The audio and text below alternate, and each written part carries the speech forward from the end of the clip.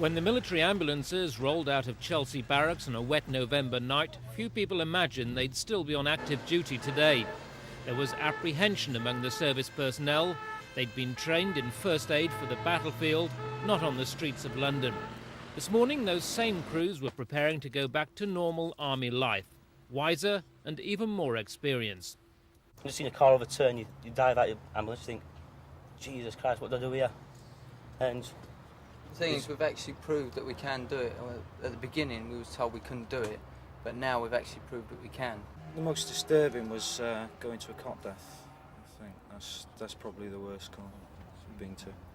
And how did that affect you?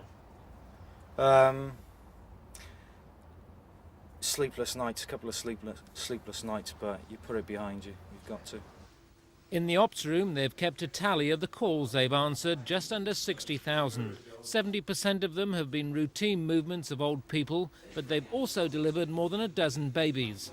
On the downside, 2 of their ambulances have been involved in fatal collisions. Despite frequent accusations that lives were lost because of the dispute, the Army insists no one died through their lack of care. The low points are very clear. It is hearing what other people's problems have been. The high points, seeing the successes and hearing the stories of success from medics who have saved a life and arrived at hospital to hand over to a casualty surgeon, and the surgeon has turned around and said, well done, you've done it right. Throughout this dispute, the services have always maintained that they've just been doing their job, but they have been heartened by a number of telephone calls and letters they've received thanking them for doing that job. For instance, one here from a NUPE official paying tribute to his Army equivalent. Another one from an elderly woman who lost her husband. She says the ambulance was here within 10 minutes, and although my husband had already died, they did all they could and were so very kind to me.